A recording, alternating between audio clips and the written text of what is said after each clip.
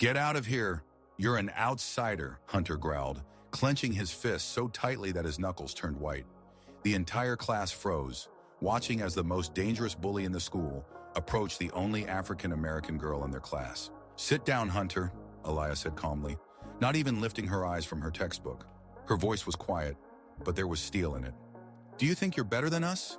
Hunter grabbed her by the wrist, trying to pull her out from behind her desk. Now you'll learn your place. What happened next shocked everyone to the core. The most interesting part is yet to come. Stay with us to find out how it all ended.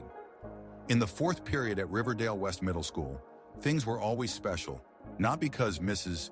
Anderson's math was engaging, but because it was in this class that all the hidden tensions and conflicts simmering beneath the surface of the well-off suburban institution came to light. Aliyah Williams knew this better than anyone else.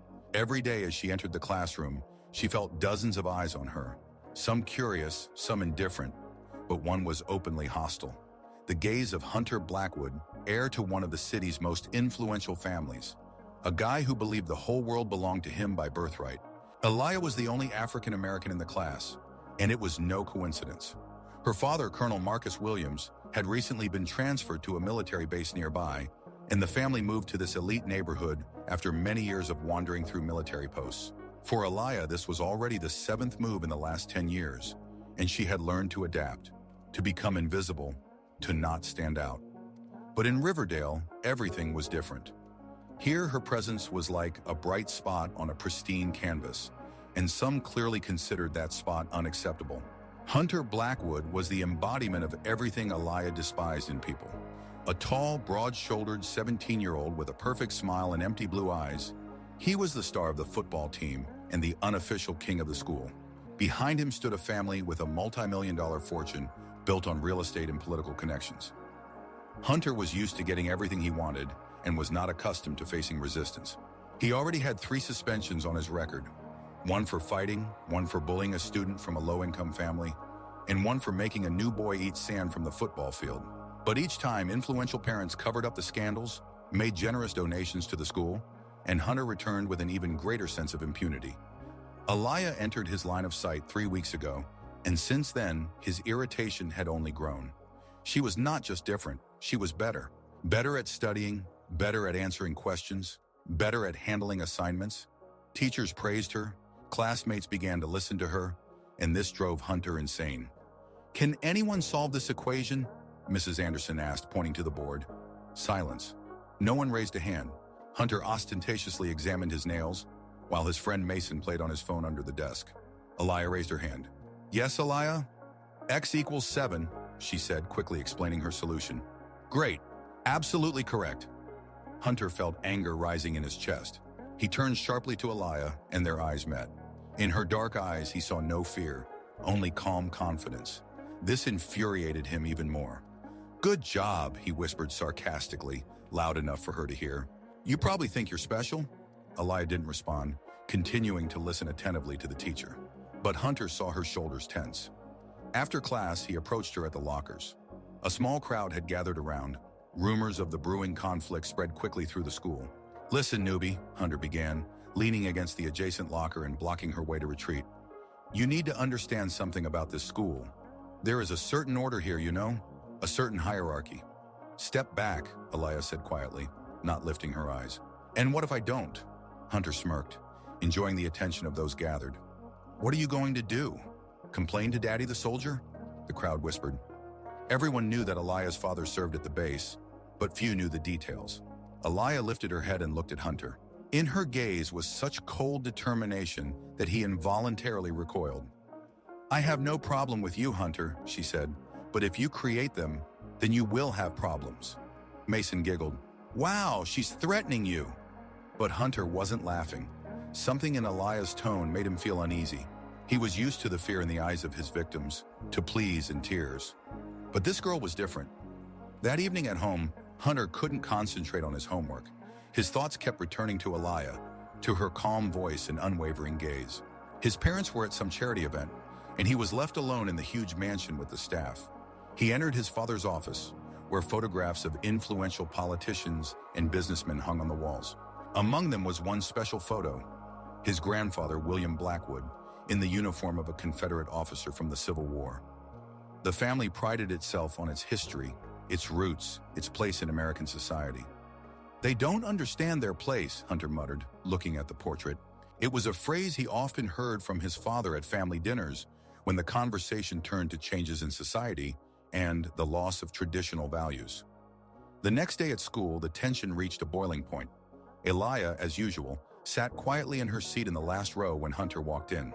He was agitated after a sleepless night filled with angry thoughts and plans for revenge. The lesson had just begun when he suddenly stood up, knocking over his chair. The crash made everyone turn around.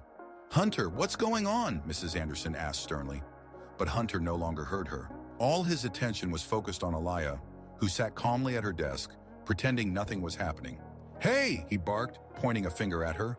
His voice trembled with rage. "You, yes, you don't belong here." The class froze. The air thickened with tension. Mrs. Anderson paled, realizing the situation was getting out of control. "Hunter, sit down immediately." She tried to restore order. "She doesn't belong here." Hunter continued to shout, ignoring the teacher. "You're not one of us. You will never be one of us. This school is not for people like you." His words hung in the air like poison. Some students lowered their heads, others looked on in horror. Mason tried to tug at his friend's sleeve. "Hunter, calm down." But Hunter was already beyond reason. All the accumulated irritation, all the frustration from someone daring to defy his will, burst forth. Elia slowly lifted her head. Her face was calm, but there was a fire in her eyes. "Sit down, Hunter," she said quietly, but each word struck like a blow. Hunter burst into laughter. The laughter was hysterical, full of anger. "Oh, you think you can order me around? You think you're tough?" He began to walk toward her, his heavy footsteps echoing in the silence of the classroom. Each step resonated like a hammer strike. Mrs. Anderson tried to block his way, but he pushed her aside, not harming her, but roughly enough for her to step back. "Hunter, stop!" the teacher shouted, reaching for her phone to call security, but it was already too late. Hunter reached Elia's desk and stopped, looming over her. His breath was heavy, his eyes burning with madness. "What's your problem?" he hissed. "You think you're better than us? Think you're smarter?" Elia said nothing. She simply looked at him, and in that gaze was such strength, such confidence, that he felt small and pathetic. "Say something!" he yelled and kicked the leg of her desk. The desk rocked, and the handle rolled across the floor. Everyone gasped. One girl covered her face with her hands. Mason whispered, "Dude, you're going too far." But Hunter was already completely beside himself. Years of impunity, years of permissiveness had led to this moment. He leaned toward Elia, bringing his face close to hers. "You're not smart," he hissed. "You're not wanted. And you, damn it, don't belong in my class." Then he grabbed her by the wrist. "You're leaving right now," he barked, trying to pull her out from behind the desk. Elia's chair slid back. This was the moment of truth, the moment when everything changed. Hunter raised his fist, swung, and struck, but Elia was quicker. She ducked, avoiding the blow, and his fist passed by. In one smooth motion, she stood up, grabbed his wrist, twisted it, went behind him, and used his own momentum against him. Hunter flew over the desk and fell to the floor with a dull thud. Silence. Absolute, deafening silence. Elia stood over him, calm and composed, as if nothing had happened. Then she picked up her chair, sat down, and opened her notebook again. What just happened?" someone whispered. Hunter lay on the floor, groaning and trying to understand what had happened to him. His pride was shattered along with his body. Mason watched the scene with his mouth agape. She beat him like a ninja. One student started clapping, then another joined in, and another. Soon the whole class erupted into applause, not mocking, but full of admiration and relief. Finally, someone had put Hunter in his place. Mrs. Anderson contacted the administration. "I need security, immediately." Within minutes, 2 security guards burst into the classroom. They saw Hunter on the floor and Elia sitting calmly. "Take him away," Mrs. Anderson said. "What? No!" Hunter shouted, trying to get up. "She attacked me. She assaulted me." "No," the teacher replied coldly. "You attacked her. Everyone saw." The guards lifted Hunter from the floor. He kept screaming as they escorted him out of the classroom. "Let me go. She's the problem. She's not like us." but this time no one agreed with him. Even Mason turned away. When the doors closed behind the bully, the classroom felt easier to breathe in. The atmosphere had changed. Aliyah no longer looked at others with apprehension. Now she was looked at with respect. After class, Aliyah was called to the principal's office. Mr. Thompson was a tall man with gray hair and tired eyes who had seen many similar incidents in his career. "Are you okay?" was the first thing he asked. "Yes, I'm fine," Aliyah replied. "Hunter's parents are already on their way. We're reviewing the footage from the cameras, but everyone in the class saw what happened." He paused. "I didn't start the fight." "I know." Then he asked a question that surprised her. "Where did you learn to fight like that?" Aliyah smiled slightly for the first time all day. "My dad is military, a Marine colonel."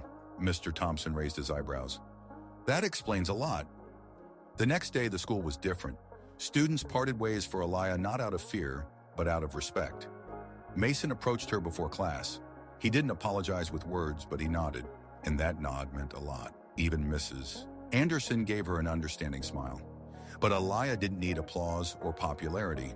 She only needed one thing: the right to learn in this school without humiliation and discrimination. And now she had it.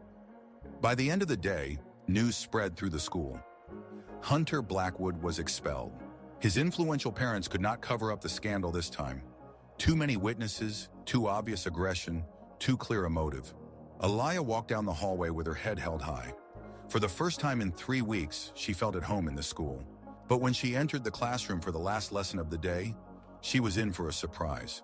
At the door stood a new student, a girl with long chestnut hair, wearing a black leather jacket and gold hoop earrings. Her boots clicked on the floor like drumsticks. She wasn't smiling, she wasn't blinking. She was just staring straight at Aliyah. The girl walked past the empty seats and sat down in the row next to Aliyah. She crossed her arms, didn't say a word, but her eyes said it all. "I'm not here to play games." Mrs. Anderson continued the lesson, but the air became tense again, as if invisible knives were floating in it. Aliyah felt it. The new girl was nothing like Hunter. She didn't scream, she didn't wave her fists. She was smarter, and that made her more dangerous. During the lesson, she leaned over to Aliyah and whispered, "Do you think you're safe now?" Aliyah didn't look at her. "You're not safe," the girl continued. "You made my cousin look weak. Now everyone is talking about you. My family doesn't like it." It dawned on Aliyah. This was Hunter's cousin. "My name is Scarlett Thorne," the girl whispered, "and I'm here to restore my family's honor." The next lesson was history. Scarlett followed Aliyah again. At lunch, Scarlett sat at a nearby table. Rumors were already spreading through the school. "She's here because of Aliyah. Be careful. She's dangerous." But Aliyah wasn't afraid, neither of Scarlett nor anyone else. She knew that bullies didn't always come with fists. Sometimes they came with plans. After lunch, what Aliyah had expected happened. A video appeared online. Someone had recorded the moment she threw Hunter off, but the video was edited. It started from the moment she stood up and grabbed his hand, while all the previous events, his screams, insults, attempts to hit, were cut out. "Look at what really happened," the caption read. The video spread quickly. Phones buzzed and beeped all day. Aliyah stood in the hallway, watching the screen of someone else's phone, while Scarlett stood next to her with a self-satisfied smile. Aliyah didn't say anything. She walked straight to the principal's office. "Mr. Thompson," she said, "I need a meeting." "Another one?" He was surprised. "Yes," she replied, "but this time make sure there's a camera here."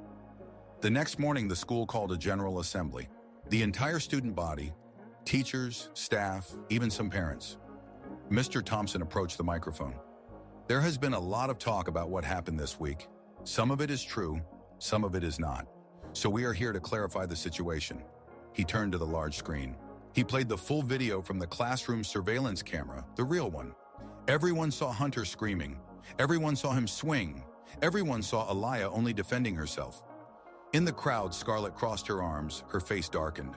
The hall erupted in applause, even louder than the first time. After the assembly, Aliyah was walking to her locker. Scarlett was already waiting for her there with 2 friends, both in black, both silent. "Do you think you're smart?" Scarlett said. "You just embarrassed my entire family." Aliyah calmly replied, "No, they embarrassed themselves." Scarlett stepped closer. "You don't belong here. You're just a charity case from the South Side trying to pretend to be better than you are." Aliyah closed her locker. You know what I am? I'm still here. Scarlett's face turned red with anger. She raised her hand, preparing to slap her. The entire hallway held its breath. Aliyah didn't blink, but before Scarlett's hand could move, someone grabbed her wrist. It was Officer Lane, the school security guard. Enough, he said firmly. Scarlett tried to break free. She started it. No, Officer Lane shook his head. You've been harassing her for 2 days and now this. We've had enough. Mr. Thompson approached again. We reviewed the footage from the hallway cameras. We know about the edited video. We know who posted it. You are being suspended for harassment and defamation. Your parents are already on their way. Scarlett's jaw dropped. The crowd stirred, not out of anger, but because justice had finally prevailed. On Friday, a note was taped to Aliyah's locker. Not mean, not rude, simply, thank you for standing up for all of us. Signed, half of the class.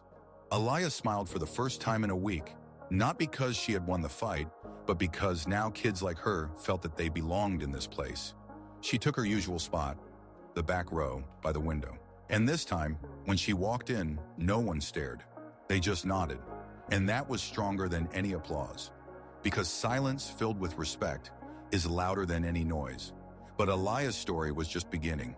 On Monday morning, when she thought all the troubles were behind her, the principal called her into his office. This time, there was not only the school administration, but also a representative from the school board. Mrs. Blackwood, Hunter's mother. An elegant, middle-aged woman with a perfect hairstyle and an expensive suit sat with a stone face. Next to her was a man in an expensive suit, clearly the family lawyer. Aliyah, Mr. Thompson began cautiously, there are some questions regarding the incident with Hunter. Mrs. Blackwood leaned forward. My family believes that the use of force was excessive. My son was injured, and we are considering filing a lawsuit. Aliyah felt her stomach tighten. She knew this could happen. Wealthy families are not used to losing, especially publicly. Your son attacked my daughter, a new voice interrupted from behind the door. A tall African-American man in military uniform entered. Colonel Marcus Williams, in full dress uniform, made an impressive impression. Dad? Aliyah was surprised. She didn't expect to see him. The school contacted me after the incident, he explained, taking a seat next to his daughter. And I reviewed all the case materials. The Blackwood family's lawyer cleared his throat. Colonel Williams, we understand your concern, but the fact remains, your daughter used combat techniques against a minor. My daughter was defending herself from a racist attack, the colonel calmly interrupted him. I have testimony from 12 witnesses, surveillance footage, and a medical report stating that the only injuries your client sustained were a bruised ego and a sprained wrist. Mrs. Blackwood paled. We will not allow this girl. This girl is my daughter. The colonel's voice became dangerously quiet. And if you continue to pursue her, I will personally ensure that the whole town knows how the Blackwood family raises their children. A tense silence hung in the office. Mr. Thompson cleared his throat. I think we can consider this matter closed.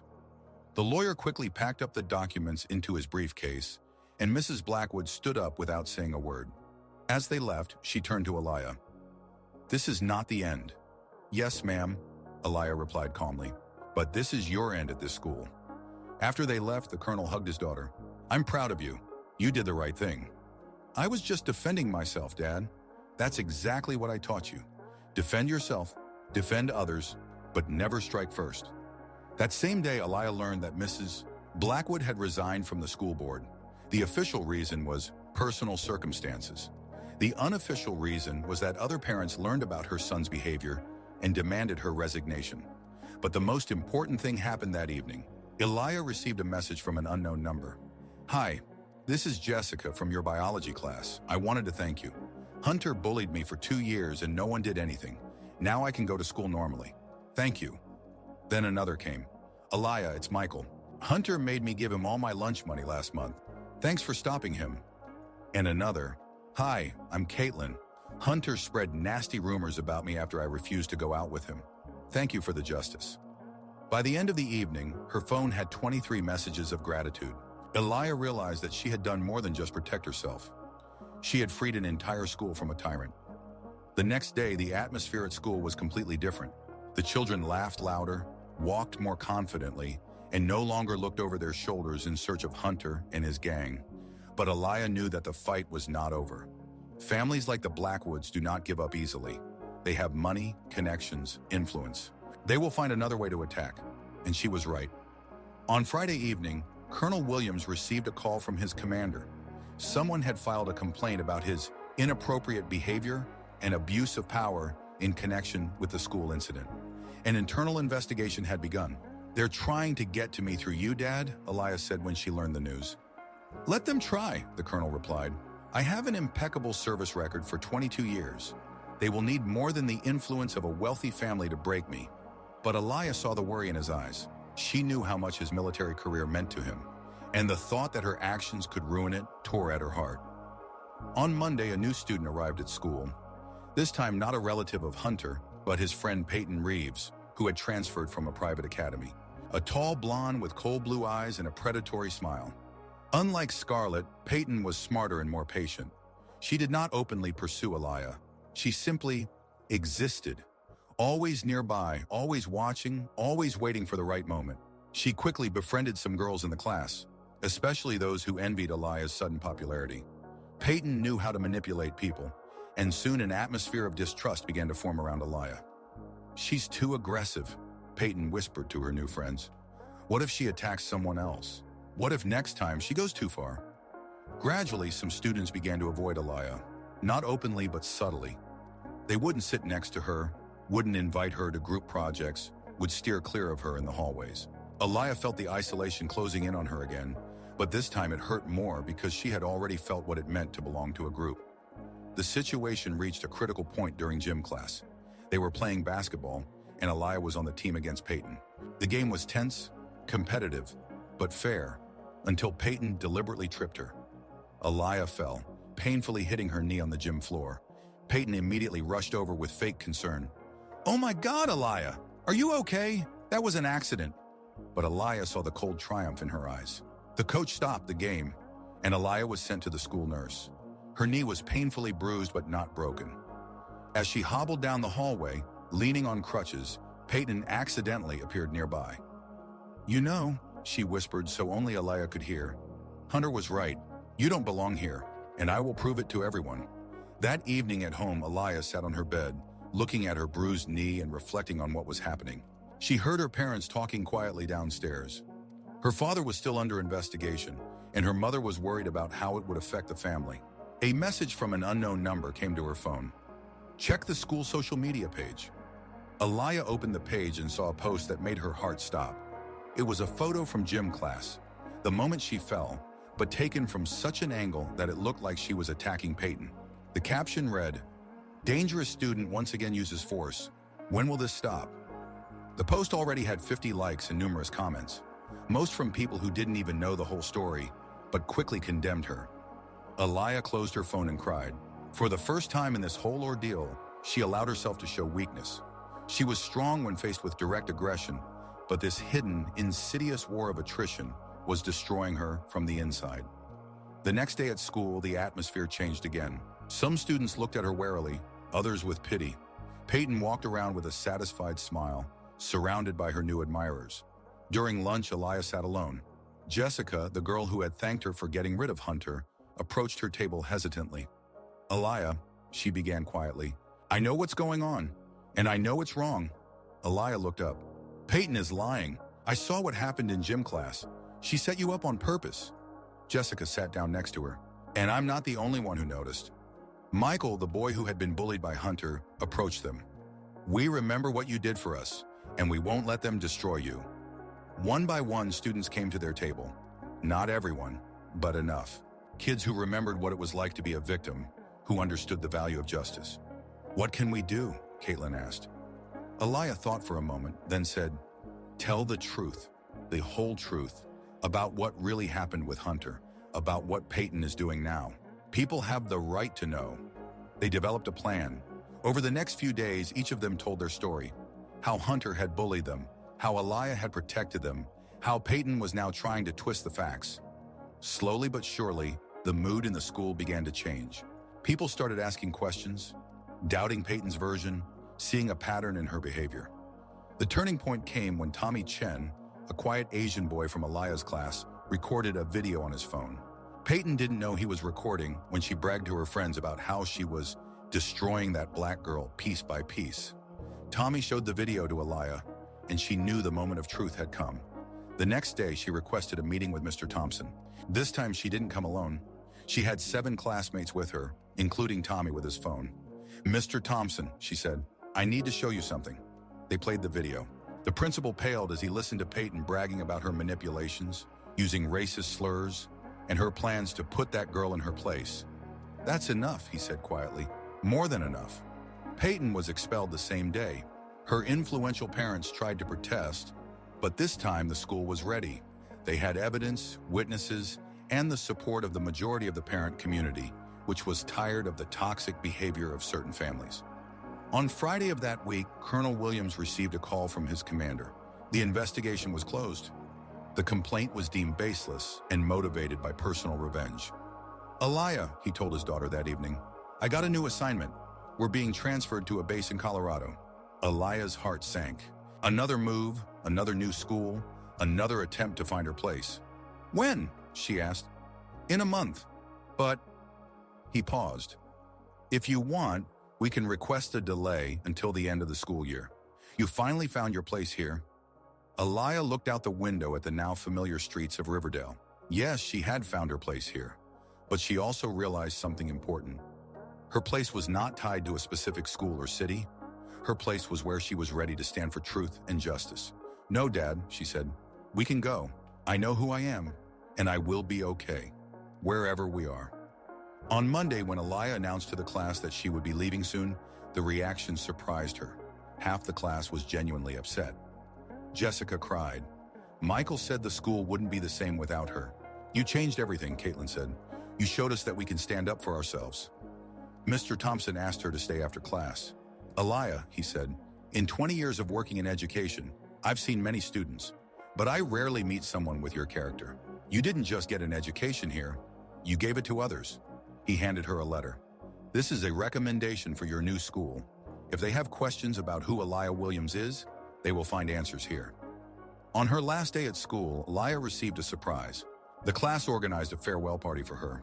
Even those students who initially doubted her came to say goodbye. Tommy Chen, the boy who filmed the pivotal video, gave her a note. "Thank you for teaching me to be brave." But the most important moment came when Mason, Hunter's former best friend, approached her. "Alaya," he said awkwardly, I need to apologize for everything, for not stopping him, for staying silent. You were right from the very beginning." "Thank you," she replied, "but the most important thing is that you realized it." As the Williams family loaded the last boxes into the truck, Mrs. Anderson approached the house. "Alaya," the teacher said, "I wanted to tell you something. I've taught hundreds of kids, but you are special. You reminded me why I became a teacher." She handed Alaya a small book. "This is for you. Someday, when you face challenges in a new place, remember, you have already proven that you can change the world." Alaya opened the book. On the first page it read, "For the girl who taught adults to be brave. With love and respect, Mrs. Anderson." As the truck pulled away from the house, Alaya looked out the back window at Riverdale School. She knew that wherever she ended up next, she would be ready, because she understood the most important truth. Courage is not the absence of fear. Courage is doing what is right despite the fear. The epilogue took place 6 months later. Alaya received a message from Jessica. "Hi, I wanted to share some news. Our school now has a new anti-bullying program. It's called Project Alaya. Kids are learning to stand up for themselves and others. Your story has become part of the school curriculum.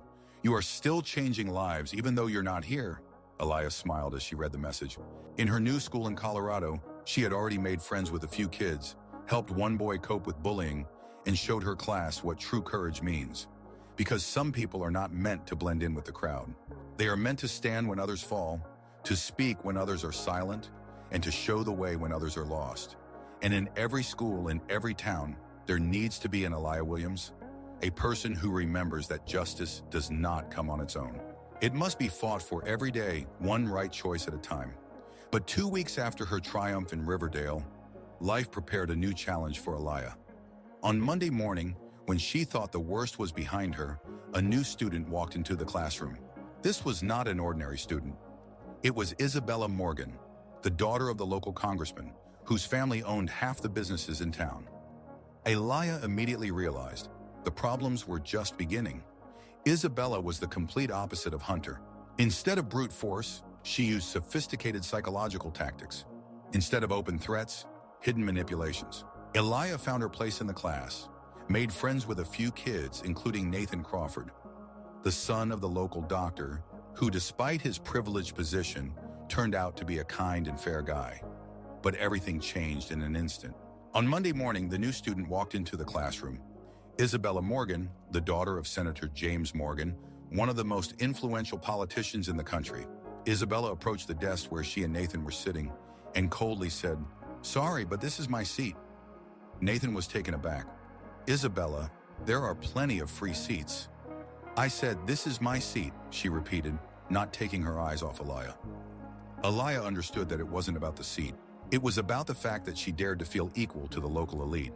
"All right," Elia said calmly, gathering her things. "I'll move." But Isabella was not finished. "Do you know who I am?" she asked quietly. "The congressman's daughter," Elia replied. "Exactly. And do you know what happens to people who go against my family?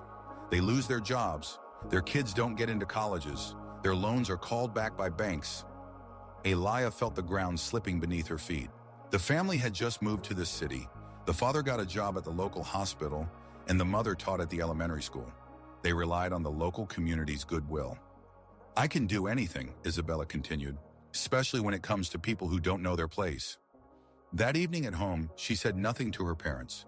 Dr. Williams was happy in his new position, and the mother finally felt safe. Elia could not disrupt their peace. But something unexpected happened that same day. Catherine Davis, the daughter of the local librarian, a quiet girl who always kept to herself, approached Elia. "Elia," she said softly, "I heard what's going on, and I want you to know you're not alone." "What do you mean?" "Isabella has been doing the same thing for a year and a half. She ruined the reputations of two families whose children dared to contradict her." "My father was one of them," Elia gasped. "What happened?" "He was accused of embezzling library funds, a false accusation, but it was impossible to prove. Dad lost his job and we almost got evicted from our home." Catherine wiped her tears. "But we have something now that we didn't have before." "What?" "Witnesses. I've been gathering testimonies from everyone who has suffered because of her family. I have written statements from 5 families about how the Morgans used their influence to blackmail." "Why are you showing this to me?" Elia asked. "Because you're the only one brave enough to use it, and because if we don't stop her now, she will continue to ruin lives." Elia understood that this was a chance, but she also realized that it was the most dangerous chance of her life. If she lost, it wouldn't just be her who suffered, but also Catherine and everyone who had helped her. That evening, she sat at the kitchen table, watching her father review the documents of his case. He looked tired, broken. Her mother tried to support him, but Elia saw fear in her eyes. "Dad," she said suddenly. "Yes, dear? If you knew you could stop injustice, but it would put our family at risk, what would you do?" Colonel Williams looked up and studied his daughter closely. "Elia, what's going on?" She told him everything. About Isabella, the threats, the connection between school problems and his professional troubles. About Catherine's records and the possibility of changing everything. Her parents listened in shock. Her mother wanted to pull her out of school immediately and move to another state. But her father was silent for a long time. And then he said, "Elia, 23 years ago, I took an oath to protect this country from external and internal enemies. Corruption, blackmail, abuse of power. These are internal enemies." "Marcus," her mother whispered, "think about the family." "I am thinking about the family," he replied. "I'm thinking about what kind of country we will leave for our children. I'm thinking that if we don't stop this now, other families will suffer tomorrow." He turned to Elia. "The decision is yours. I will support any choice you make." Elia knew this was a moment of truth, not just for her, but for all the principles that defined her as a person. "I will fight," she said quietly, "but not alone." The next day, Elia and Catherine went not to the school administration, but straight to the FBI. Isabella's records contained not only threats, but also details of her father's corrupt schemes, which were direct violations of federal law. Agent Sarah Mitchell, a middle-aged woman with piercing eyes, listened carefully to their story. "Girls," she said seriously, "do you understand what you're getting into? Senator Morgan is a very powerful man. If we start an investigation, he will unleash all his power on you." "We understand," Aliyah replied, "but if we do nothing, he will continue to ruin lives." Agent Mitchell smiled. "You know, in my 15 years with the FBI, I've rarely met teenagers with such courage." The investigation began quietly, but Isabella quickly realized that something was happening. The following week, the threats against the Williams family intensified. The colonel was summoned for interrogations every day, and the accusations grew more serious. But something unexpected happened. Nathan Crawford, the son of a major general who had previously kept his distance, suddenly approached Aliyah in the hallway. "I know what you're doing," he said quietly, "and I want to help." "Nathan, it's dangerous. My family has served this country for 4 generations. We won't let corrupt politicians destroy everything we fought for." It turned out that Major General Crawford had long suspected Senator Morgan of corruption, but had no evidence. Now that evidence had emerged, he was ready to support the investigation with all his influence. This changed everything. Isabella could no longer simply suppress the case by force. Now she faced a coalition of military and law enforcement, but she did not give up. Realizing that direct threats were ineffective, she chose a different tactic. On Monday morning, Aliyah arrived at school to find that the entire school was against her. Someone had spread false rumors that she had betrayed the school community, collaborated with the feds against her classmates' families, ruined the academy's reputation. The kids who had once been friendly to her now turned away. Teachers looked at her with suspicion. Even Catherine was forced to keep her distance to avoid revealing her role in the investigation. Aliyah was completely isolated. Every day at school became a test of endurance. Whispers behind her back, hostile glances, accidental bumps in the hallway. Worst of all was that some of these kids were good people who had simply been deceived. They genuinely believed that Aliyah had betrayed their community.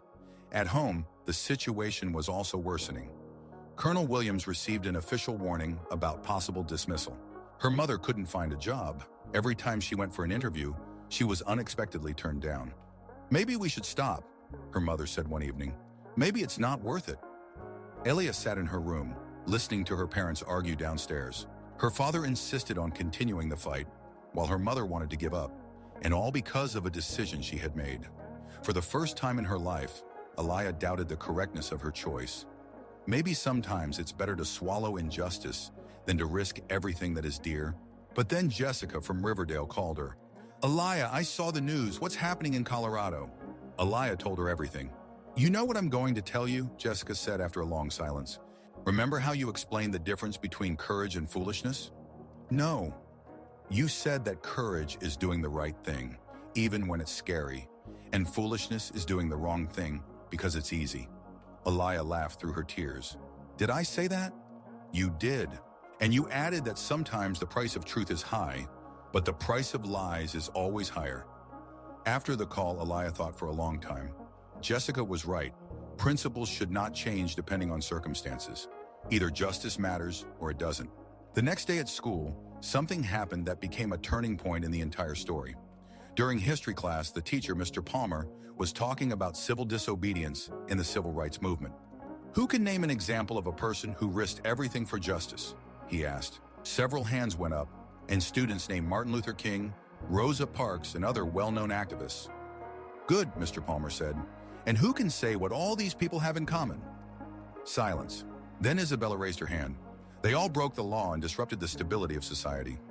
"Interesting point of view," the teacher said diplomatically. "Does anyone think differently?" Aliyah slowly raised her hand. It was the first time in a week that she dared to speak in class. "Yes, Aliyah?" "I think they understood that silence in the face of injustice is complicity in that injustice." The class buzzed. Isabella shot a cold look at Aliyah. "It's easy to talk about principles when you don't think about the consequences for other people," she said with a venomous smile. "But is it easy to talk about stability when you don't think about the people that this stability oppresses?" Aliyah replied calmly. "Mr. Palmer felt the tension in the classroom. Girls, let's focus on historical examples." But Isabella was not going to stop. Some people think they are heroes, but in reality, they are just selfish individuals who put their principles above the well-being of others. And some people think they are protecting order, but in reality, they are just protecting their privileges. Aliyah responded. The entire class fell silent. It was a direct confrontation, and everyone understood that this was not about history. Isabella stood up. "How dare you accuse my family?" "I didn't mention your family," Elia said calmly, "but it's interesting that you decided so." This was the moment when Isabella's mask finally slipped. Her face contorted with rage, and she shouted, "My family built this country. We rule here. And you are nobody. Your place is to obey." Mr. Palmer tried to restore order, but it was too late. Isabella had lost control. "Do you think your federal friends will protect you?" she continued to scream. "My father will bury them all. He will bury your father. He will bury anyone who dares to stand against us." The class sat in shock. Even her supporters realized that she had gone too far. But Elia was not afraid. She stood up and said quietly, but so that everyone could hear, "You know what the difference is between us, Isabella? You are afraid of losing power, and I am afraid of losing myself." This was the last straw. Isabella tried to hit Elia, but she was ready. She easily dodged, and Isabella fell, losing her balance. But Elia did not take the opportunity to retaliate. Instead, she reached out to help Isabella up. "I am not your enemy," she said softly. "Your enemy is the fear of losing what does not belong to you." Isabella pushed her hand away and ran out of the classroom. But the lesson was not over. Mr.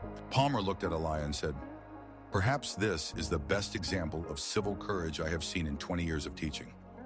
One of the students started to clap, then another. Soon the entire class was applauding Elia, not for defeating Isabella, but for showing them what it means to maintain dignity under pressure. But that was only half the story. That evening, Agent Mitchell called the Williams family. "Colonel, I have news. Senator Morgan has been arrested. The recordings provided by the girls helped us uncover the corruption network we have been pursuing for years." But the joy was short-lived. "However," the agent continued, "there is a problem. Morgan's lawyers claim that the recordings were obtained illegally, as they were made by a minor without consent. They are demanding to exclude them from the case." Colonel Williams paled. "What does that mean?" "It means that the case could fall apart. And if that happens, Morgan will come back even angrier." Elia felt the world collapsing around her. All the victims, all the risks, and it could all be in vain. But then a miracle happened. The next day at school, a boy Elia had never noticed before, David Chang, the son of a Korean immigrant who worked as a janitor on the base, approached her. "Elia," he said quietly, "I want to show you something." He pulled out his phone from his backpack and showed her a recording that made Elia gasp in surprise. It was a video of yesterday's history lesson, a video in which Isabella was screaming that her father would bury anyone who dared to stand against him, a video in which he openly threatened federal agents. "I recorded this for myself," David explained. "I always record lessons to better understand the material. English is not my native language." Elia realized that they had new evidence that was obtained legally and that showed the true face of the Morgan family. But when she wanted to take the phone, David shook his head. "Wait," he said, "there's something else." He showed her another recording, a phone conversation between Isabella and her father, a conversation in which Senator Morgan gave his daughter direct instructions to destroy that black girl and her family by any means necessary. "How did you get this?" Elia whispered. "Utinanam." "Isabella forgot her phone in class last week. I wanted to return it to her, but it started ringing, and I accidentally answered. The conversation recorded automatically. I have an app that records all calls for language study." Elia felt dizzy. These recordings were not just evidence of corruption. They were proof of a direct conspiracy aimed at destroying a military family for political motives. "David, why are you showing me this?" The boy smiled. "My family came to America to escape corruption and tyranny. We can't let this country become like the one we fled." Elia handed the recordings to Agent Mitchell, and this time the case against Senator Morgan became airtight. But more importantly, these recordings revealed the true nature of the Morgan family to the entire school. David posted a video of the history lesson on social media, and it went viral. People across the country saw how the senator's daughter openly threatened classmates and federal agents. Isabella was expelled from school the next day. Her father tried to use his influence to hush up the scandal, but it was too late. Public opinion turned against him.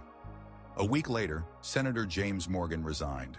A month later, he was convicted of corruption and abuse of power. By the end of the day, the whole school knew the truth. Isabella was expelled, and Congressman Morgan announced a suspension of his political career due to family circumstances. After school, several classmates approached Aliyah. "Thank you," said one girl. "I was afraid of Isabella for 2 years, but I didn't know how to fight her." "You showed us what it means to have principles," Nathan added. But the most important words came from Catherine. "You know what's amazing? We didn't plan to change the world. We were just trying to protect ourselves and others." That evening at home during dinner, her father said to Aliyah, "Dear, I am proud of your courage. You risked everything for justice." "I just couldn't stay silent, Dad. I couldn't watch her ruin people's lives." "That's what distinguishes heroes from ordinary people," he smiled. "Heroes are not brave because they are not afraid. They are brave because they do the right thing despite their fear." That night, Aliyah received a message from an unknown number. It was Isabella. "Aliyah, I know you hate me, but I want to say something. You were right. I was terrible. I'm not asking for forgiveness. I know I don't deserve it, but I want you to know, you changed me.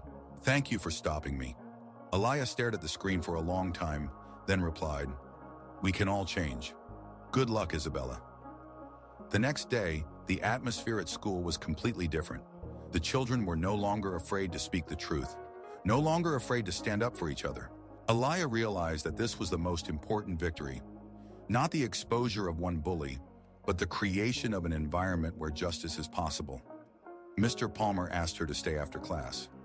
"Aliyah," he said, "yesterday you gave us all a lesson in true civic courage, not just in words but in actions. I was just doing what I thought was right. And that is what courage is all about. Doing the right things not because they are easy, but because they are right." Leaving school, Aliyah thought about the journey she had taken. From a scared girl in Riverdale to a person who learned to stand up for justice. She understood that every conflict, every trial made her stronger, taught her to be the person she wanted to become. New challenges and new injustices lay ahead to fight against. But now she knew she was not alone. There would always be people around her ready to stand for the truth. And most importantly, she realized that courage is contagious. One person willing to say no to injustice can change everything. Because bravery is not about not being afraid. Bravery is about doing the right thing despite the fear. And the choice always remains with us.